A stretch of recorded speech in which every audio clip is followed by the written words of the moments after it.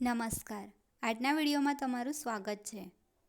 આવનારી police constable અને સીસીની પરીક્ષા માટે ઇતિહાસના અગત્યના પ્રશ્નો આ વિડીયોમાં લીધેલા છે, જે આવનારી પરીક્ષામાં તમને ઉપયોગી બની રહે. આ ચેનલ લાઇક અને સબસ્ક્રાઈબ કરશો, જેથી દરેક વિડીયો તમારા સુધી પહોંચી શકે. પહેલો પ્રશ્ન છે, ગુજરાતમાં જૈન ધર્મના પ્રભાવક તરીકે કયો સોલંકી રાજા જાણીતો હતો? તો જૈન ધર્મના પ્રભાવક તરીકે કુમારપાળ સોલંકી રાજા જાણીતા હતા. બીજો પ્રશ્ન છે, મૂળરાજ બીજાનું ઉપનામ જણાવો. બાળ મૂળરાજ. ત્રીજો પ્રશ્ન છે, એકાંગવીર કોનું ઉપનામ હતું? ભીમદેવ બીજાનું. ચોથો પ્રશ્ન છે, કયા રાજાના સમયમાં દુષ્કાળ દરમિયાન જગડુશા નામના વેપારીએ ગરીબોને અનાજ આપ્યું હતું? વિસલદેવના. પાંચમો પ્રશ્ન છે, કર્ણદેવના સમયમાં કોણે ગુજરાત પર આક્રમણ કર્યું હતું? અલાઉદ્દીન ખિલજીએ. છઠ્ઠો પ્રશ્ન છે, કોના કહેવાથી અલાઉદ્દીન ગુજરાત ઉપર ચડાઈ કરી હતી? માધવ નામના મંત્રીના કહેવાથી. સાતમો પ્રશ્ન છે, કઈ સાલમાં ગુજરાત દિલ્હી સલ્તનતના તાબા હેઠળ આવ્યું? ઈસવીસન 1304માં.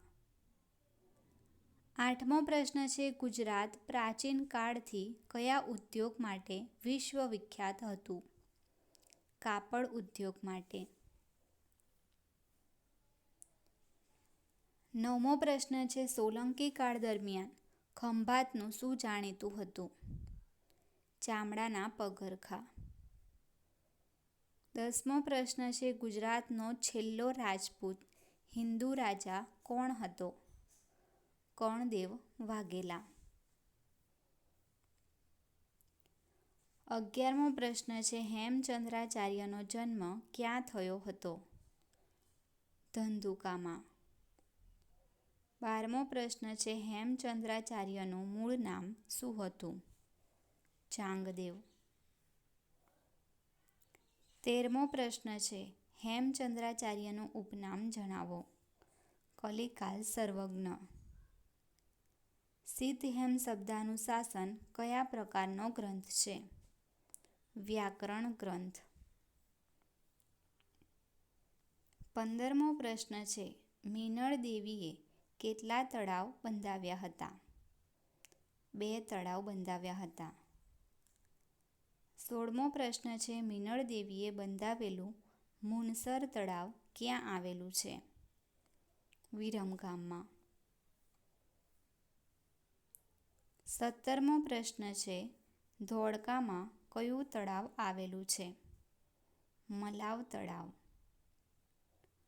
18મો પ્રશ્ન છે, મિનળ દેવીનો ન્યાય જોવો હોય તો કયું તળાવ જોવાની કહેવત છે? મલાવ તળાવ.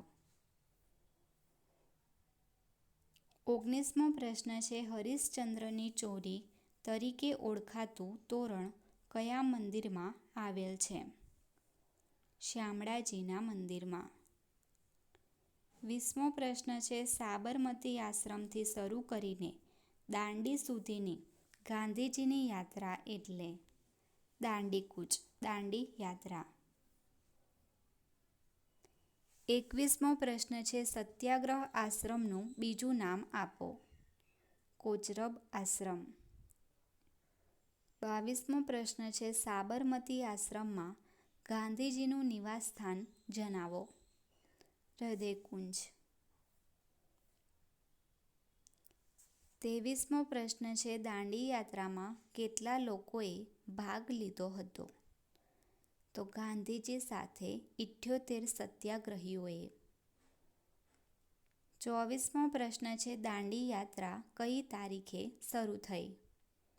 12 માર્ચ 1930. 25મો પ્રશ્ન છે, દાંડી યાત્રા કેટલા માઇલ અથવા કેટલા કિલોમીટરની હતી? 241 માઇલ અથવા 390 કિલોમીટર. 26મો પ્રશ્ન છે, દાંડી યાત્રા કઈ તારીખે દાંડી પહોંચી હતી? 5 એપ્રિલ 1930. 27મો પ્રશ્ન છે, દાંડી યાત્રા શેના માટે કરવામાં આવી હતી? મીઠાના કાયદાનો ભંગ કરવા માટે.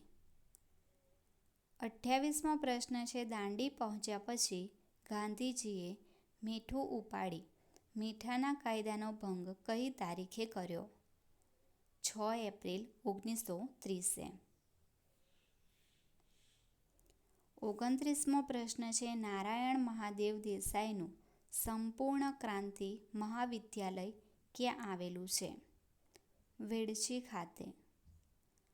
30મો પ્રશ્ન છે, સરદાર સહકારી મંડળી માટે કયું સ્થળ જાણીતું છે? વાલોડ.